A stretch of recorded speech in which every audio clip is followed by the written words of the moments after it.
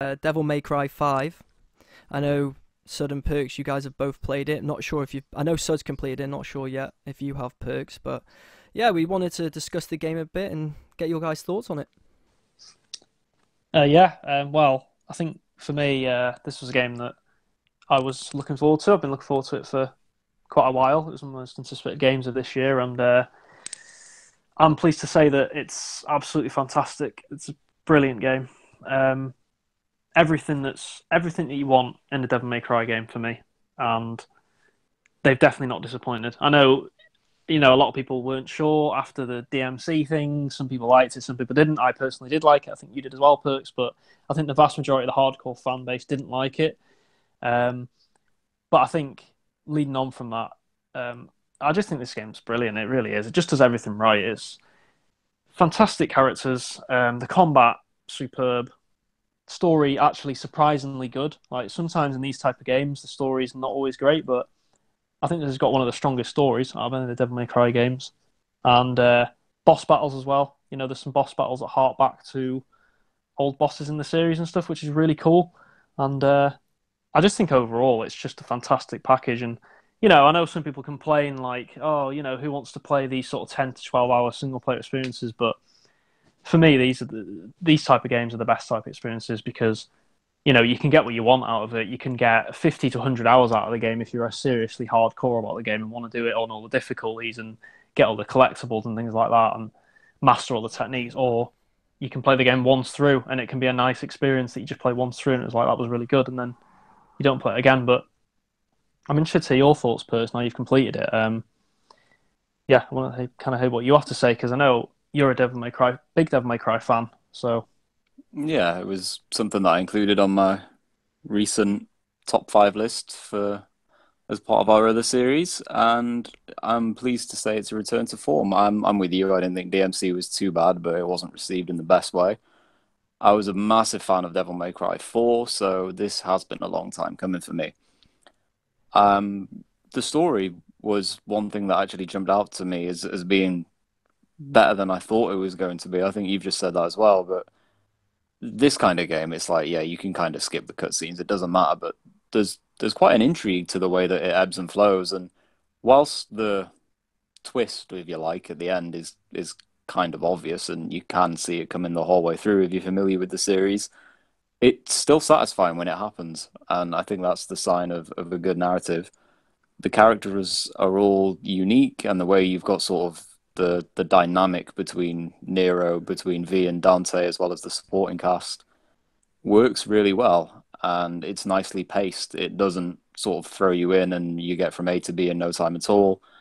It builds up quite slowly but surely, and the conclusion is actually really satisfying as well with some of the end boss battles and the cutscenes to go with them. Perks, quick question. I've never played the Devil May Cry series, but which one was it where people were really unhappy with Dante?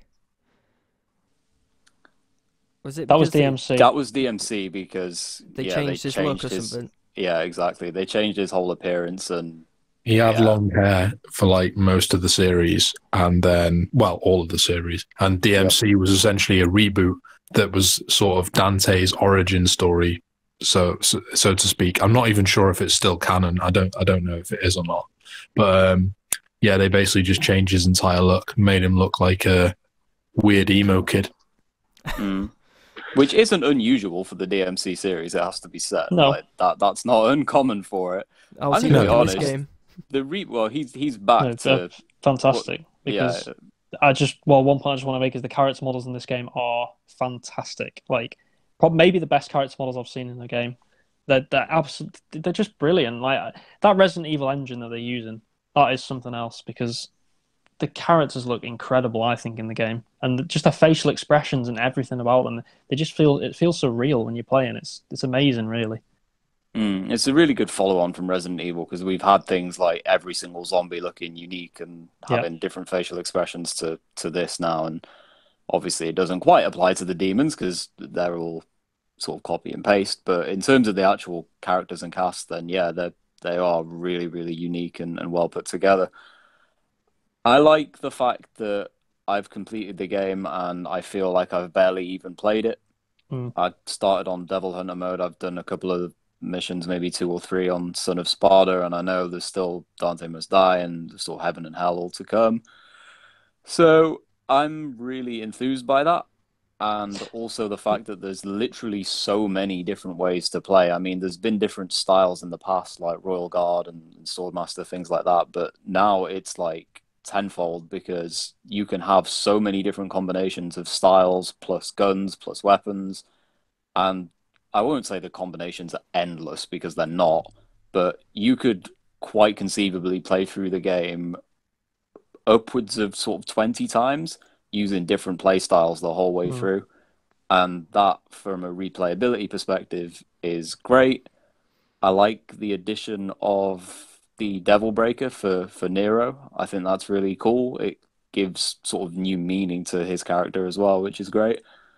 And there's a lot of variation in them as well. I don't know off the top of my head how many different breakers there are, but there's a good sort of 5 or 6, I want to say, possibly even more. Yeah, I think there might be a few more, actually. I think there might be up to 7 or 8. I do think there probably is more. It shows you can sort of get stuck with using the same sort of 1 or 2. And again, that comes back to the fact that you can sort of start again and just think, hey, I'll try this way this time. So yeah, I'm pleased overall. I'm very impressed. I think for me as well, I don't know if you got this sense as well, Perks, because towards the start of the game, you're obviously playing as mainly Nero, aren't you, at the start, and then V comes into it and things like that. But the part where you start playing as Dante for me is where it's like that. This is just brilliant now. Like the game just opens up nicely. The weapons you can use with Dante are just absolutely. It feels so great playing as Dante. I think, but I think personally, it's miles better playing as Dante than everyone else in the game. Like, don't get me wrong, the other two are fine to play with stuff, but playing as Dante is just. It's so epic. Look, Devil May Cry really is Dante, and it's like if you've got fond memories of the old parts of the series, then yeah, when that moment comes, then yeah, that is where it sort of kicks off. I actually think as well, this is one of the rare games where humor actually works in this game. Like, don't get me wrong, it's not laugh out loud humor, but it's just nice, sort of subtle humor that the franchise is known for, of course. But I think they nailed it in this. I don't know if you agree with that, Perks. Yeah, on the whole. Do you know what? It's akin to the humor that they put in Dead Rising as well. Yeah, it's very corny and cheesy, but in such a dark There's game, something endearing about it, though. Yeah, it's just something off, and it kind of throws you because hey, 95% of the game is this way, and then you've got 5% of weird, corny humor, and it complements it quite well. I will say about my last sort of thoughts on the way the game's actually played.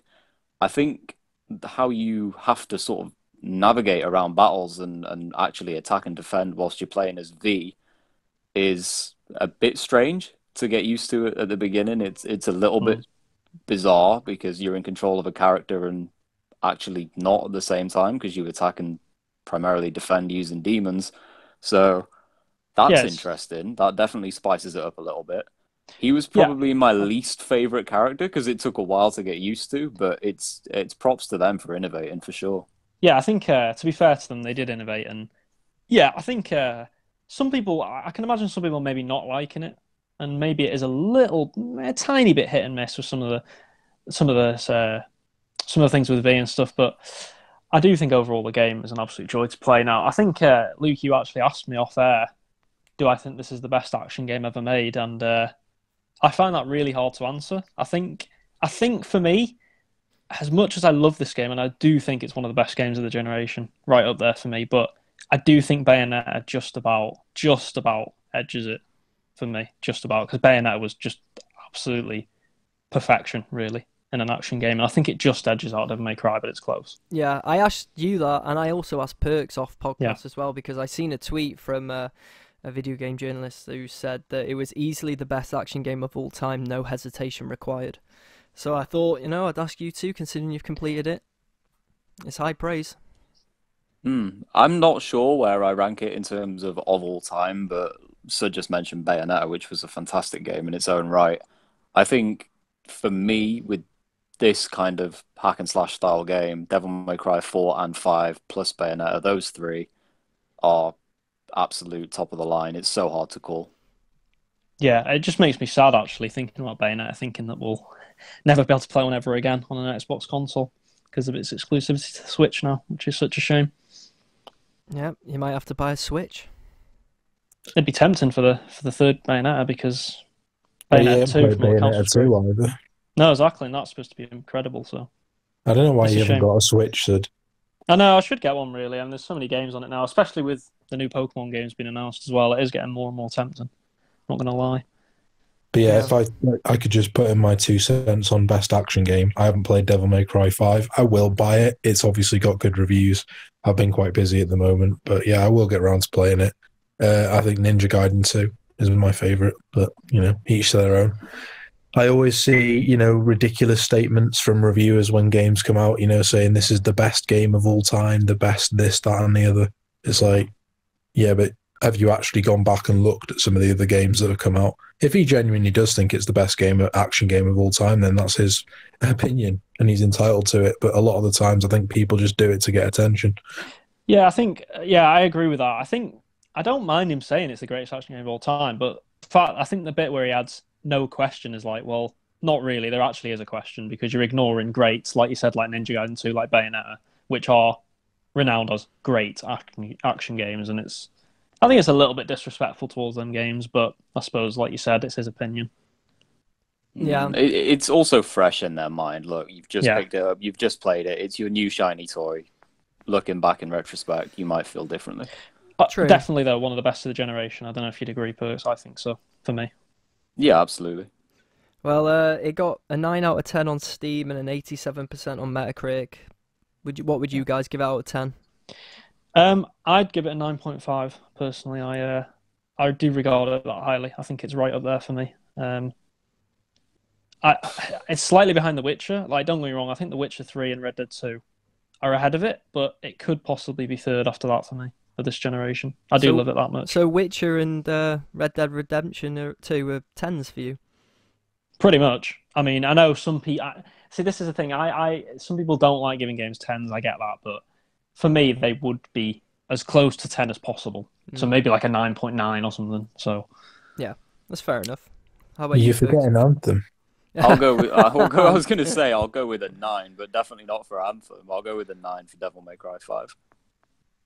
And that is high praise because you're quite a harsh marker or grader, whatever word you use for that. Yeah, so there you go. There's the Devil May Cry 5 game review, I guess, from the guys. Definitely one they've enjoyed and a lot of other people are enjoying too.